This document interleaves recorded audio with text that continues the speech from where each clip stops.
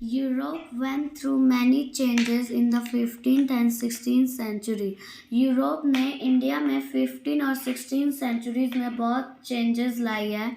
जैसे people were curious about new places and wanted to visit this faraway lands.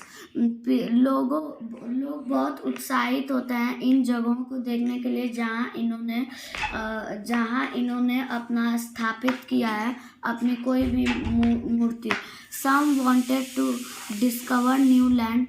इनमें से कुछ ने नए नए ज़मीनों का खोज किया है. जैसे वेस्को ड गामा ने इंडिया के लिए एक नया सी रूट खोजा था. वैसे some were looking for new and faster route to the cotton and spice market of the east. और कुछ देख रहे हैं नए और फास्टर रूट्स ढूंढ रहे हैं जिससे कॉटन और स्पाइस मार्केट्स को इजी तरीके से ईस्ट से लाया जा सके. These spices were produced in India. ये स्पाइसेस इंडिया में मिलती हैं.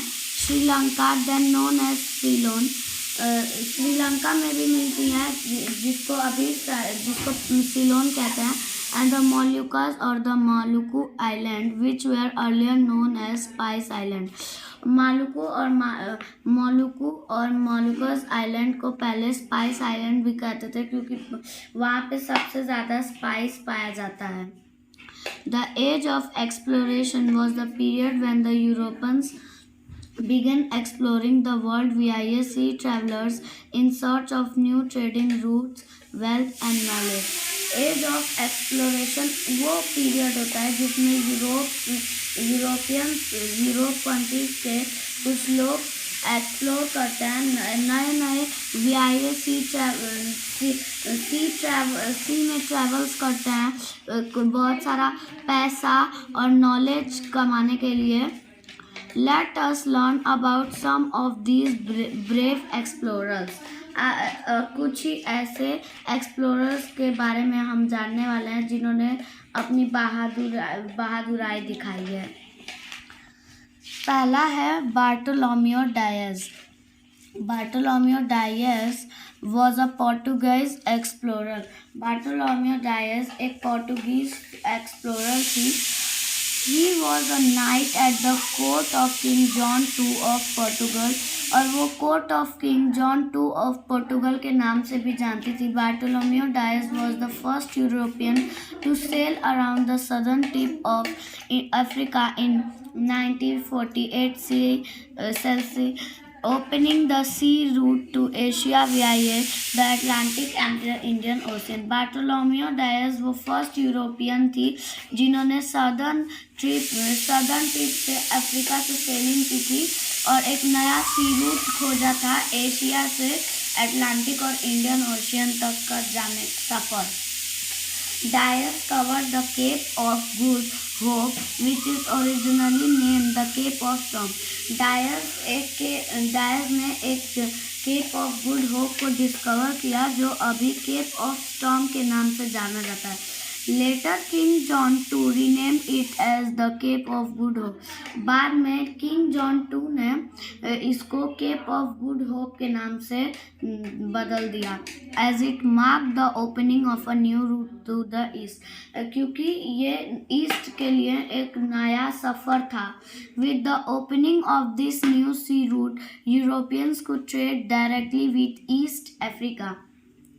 इस सी रूट की वजह से यूरोपियंस को ईस्ट अफ्रीका, इंडिया और भी कुछ एशिया के पार्ट से सेलिंग करने में आसानी होती थी. By passing the land route of the Middle east. Directly middle east के ही बीच से वो लोग सेलिंग कर सकते थे. ज़्यादा उन लोगों को दूर नहीं जाना पड़ता था. अब दूसरे नंबर पे Ferdinand Magellan. Ferdinand Magellan was a Portuguese being explorer and navigator who undertook sailing expedition of behalf of Spain. Ferdinand Magellan एक पोर्टुगीज एक्सप्लोरर थे, एक नेविगेटर जिन्होंने बहुत अलग अलग जगहों पे सेलिंग की है और first in 1519 Magellan set out to sail around the world with 5 ship. 1519 में फर्डिनेंड मैगलन ने 5 शिप्स के साथ सेलिंग करने के लिए निकले थे। He sailed south across the Atlantic and in November 1520 into the Pacific Ocean through the strait that is now renamed after him, Strait of Magellan। उन्होंने साउथ के अटलांटिक से होते हुए नवंबर में 1520 को पैसिफिक ओशियन और स्ट्रेट के थ्रू उन्होंने एक नाम भी दिया जिसको स्ट्रेट ऑफ मैगेलन भी कहते हैं। Magellan was able to reach only till the Philippines, where he was killed in a battle with the natives। Magellan बस फिलीपींस तक ही पहुंच पाए क्योंकि वहाँ पे उन्होंने एक जंग लड़ी जिसमें वो किल्ड हो गए नेटिव के द्वारा। नेटिव उसको कहते हैं जो एक पार्टिकुलर कंट्री में जीता लाइफ लीव करता हो, पार्टिकुलर कंट्री या किसी भी एरिया में बर्थ से लेकर डेथ तक। His deputy John Sebastian Elcano returned to Spain with high quantities of cloves, but with only one ship। उनके जो डेप्यूटी थे वो बच गए थे, जॉन सेबेस्टियन एल्कानो। वो स्पेन से वापस आ गए बहुत सारे क्लब्स को लेके, मगर एक ही शिप के साथ आए थे। This was the first successful circumnavigation of the world. दुनिया का सबसे पहला सक्सेसफुल सर्कमनेविगेशन इसी को कहते हैं। Magellan Yogesh proved that the earth was round and gave an idea about the distribution of land and water on its surface। Magellan के इस सफ़र ने ये प्रूव कर दिया कि जो अर्थ है वो राउंड है और ये आइडिया दिया कि लैंड और वाटर कैसे अलग अलग हैं, क्योंकि पहले लोग मानते थे कि जो अर्थ होता है वो फ्लैट होता है, मगर उनके योगेश ने वे प्रूव कर दिया। Christopher Columbus was an Italian navigator। Christopher Columbus एक इटालियन नेविगेटर थी। Columbus wanted to find a new route to Asia।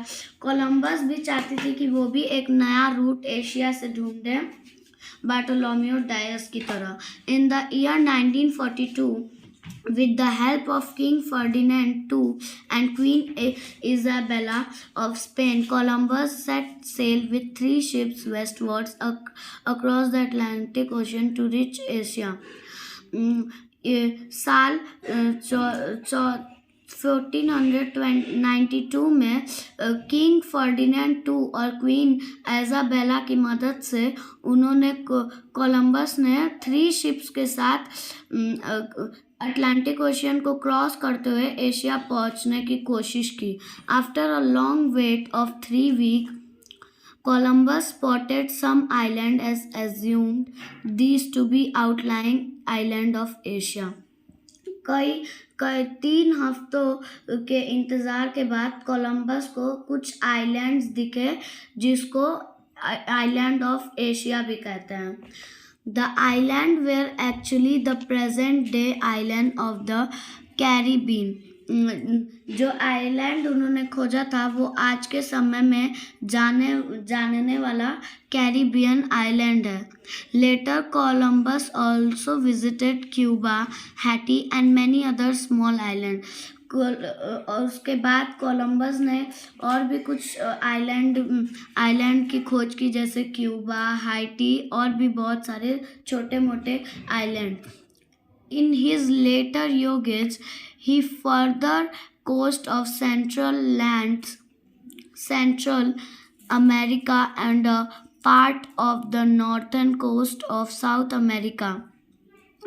बाद में उन्होंने सेंट्रल अमेरिका के एक पार्ट नॉर्थर्न कोस्ट के साउथ अमेरिका को भी खोज निकाला। Christopher Columbus failed to discover a new sea route to Asia.